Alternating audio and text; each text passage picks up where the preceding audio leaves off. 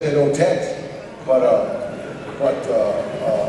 I think, you know, it's either I'm either going to finish up Spy Kids in December or we're going to start Machete Kills. Hi. There's another great movie I remember, but it wasn't that successful, that you were in Animal Factory. Yeah. I produced it. You produced it too, yeah. Because, I mean, so you were a consultant that too. Can you say anything about that movie? Well, Animal Factory was an Eddie Bunker book. It came out of an Eddie Bunker book. And Eddie Bunker was the guy that got me into the movies. And he had the script for a while running around Hollywood, and he couldn't do anything with it. So he asked me, he says, here, Danny, take this, see what you can do with it. And at the time, I was working on Con Air. So I remember Steve Buscemi, I gave it to him, I says, here, Steve, read this, or I'll kill you. And Steve read it, and he said, Danny, it's a great, great movie, but there's nothing in it for me. You know, because really, he couldn't be the young guy going to prison, and he couldn't be the bad. So I said, no, will you direct it? And he goes, yeah. So he got real excited about directing it. So once we had Steve Buscemi to direct it, Willem Dafoe came aboard, and then once you got Willem Dafoe, the movie's done, you know, so that's how we got that movie made. It was actually pretty successful on DVD. It was funny because Eddie Furlong, we were in prison with him. I took him and Steve Buscemi and Willem Dafoe up to San Quentin State Prison in California to get the feel of a prison. I asked Eddie Furlong, how do you feel? And he said, like a piece of candy, because everybody was like staring at him. And then one of the guys in prison asked Steve Buscemi, hey, will you, can I be in this movie? I get out soon. And he goes, yeah, you know, sure. He says, here's my cell number. So he gave Steve Buscemi his cell number. So when we got in the car coming back, Steve opened it and says, what kind of cell number is this? And it was C-120. And I said, what do you mean? He said, well, this guy gave me his cell phone number. That's not his cell phone number, that's his cell number. So, Steve thought he gave him a cell phone number. And then the other question was, no, let's get naked. So, when I saw Machete, the first minutes of the movie, they were shot like the trailer with all the scratches and after the credits, you have a clear picture and everything. Was it Robert Rodriguez's decision to do the movie that way, or did the company that produced it said, we don't like to let the movie look old like the trailer? You know what, let me tell you something. On a Robert Rodriguez movie, everything is a Robert Rodriguez decision.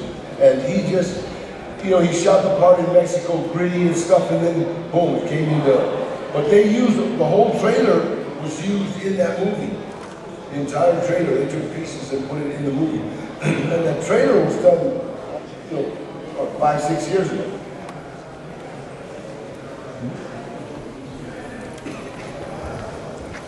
Is there any kind of character you've always dreamed of but never haven't been offered to play?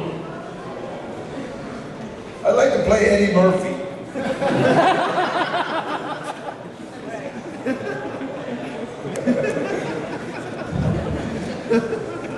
Yes, Stretch. For Machete, the scenes we have seen in the trailer, have they all been redone or have they been material used for the movie from the trailer? All the whole trailer is in that movie. If you look at the trailer and then watch the movie, you will see it's the same footage. You know, so that's Robert's a genius. The guy's so smart you want to beat him up. There's an interesting scene in the movie where you get out of a window on a guy's guts. Can you tell us how that scene was done? It's on the guy's guts. That was like I said, Rodriguez is amazing. You're diving out of that window, holding onto a rope, looking like guts was kind of an experience. And when I read that in the script, I said, what? What are you talking about? But it worked really good, and everybody kind of loved that scene. Rodriguez will get things the way we got the line "Machete don't text" is. I had been trying to call Robert, and he hadn't answered my call, and he's usually really good. So when I seen him at Comic-Con, I said, "Hey, Robert, why don't you answer my calls?" He said, "Daddy, every time you call me, I'm either shooting or I'm in a meeting." He said, "Text me." So I said, "Well, Machete don't text." And he laughed, and then when I saw it on the script, I just, wow, what a memory.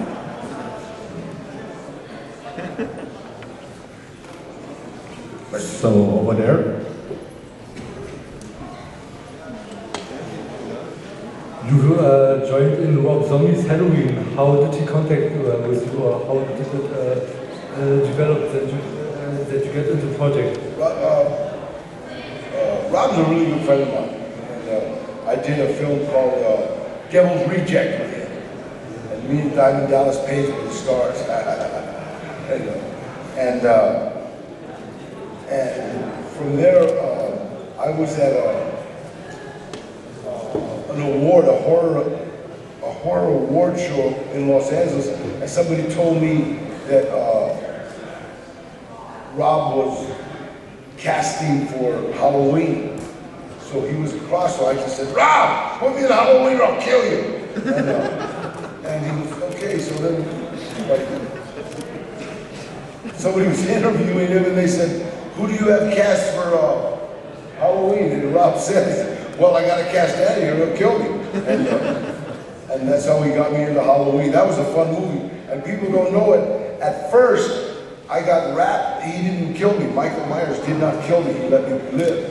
And then when everybody watched the movie, they realized that him not killing me gave him feelings, made him a sympathetic character, because nobody wanted him to kill me because I was so good to him. So I was in New York, and Rob called me up and said, "Hey, I got some good news and bad news." I said, "Well, give me the bad news first." "The bad news, we got to kill you."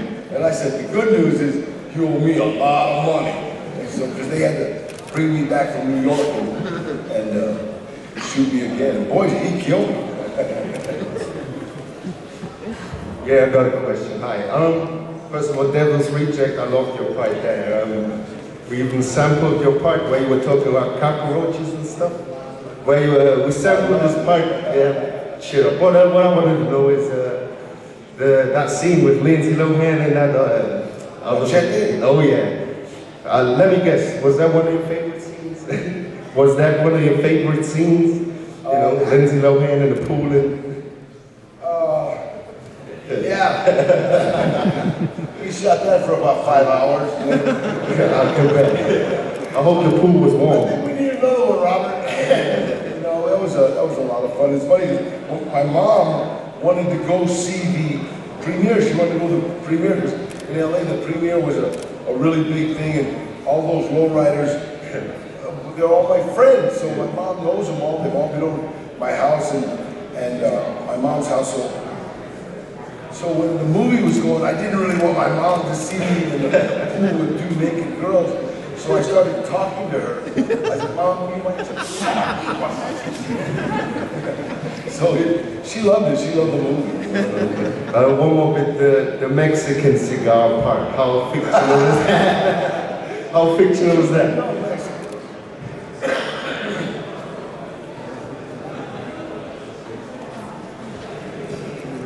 Oh, I think the guy who still wants an answer to the cigar question. How fictional is it? I didn't hear you. How fictional is it? Oh, no, that was just for fun. Cuban? No, Mexican. Yeah, that was a lot of fun. That movie was a lot of fun. And the thing about Robert Rodriguez is a fan. So he makes movies that he would enjoy to see. You know, it's like we're doing Spy Kids 4 right now, and it's a blast. You know, I mean, it's just I've noticed that that's why he makes such great movies, is because he like what would I enjoy seeing? You know, and he's a fan, so.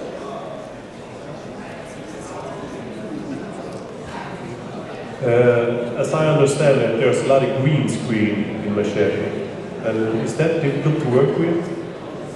No, I think green screen is probably the farthest you can take acting, because you have no, props, you have no mummies, so you have to acting with a mummy is one thing, it's like you've got somebody in front of you and you're like, oh, watch out. But if there's nothing there and you have to do it, it's kind of like a lot more, for me it's a lot more fun. More fun. That's a word, that's a setback. But so it's a lot more fun, like, oh no, mommy, yeah! There's nothing there. So it's just kind of a lot more fun. Hello. I'm over here. Question? I'm very sorry, but our time is up. Awesome. Thank you so much. Thank you.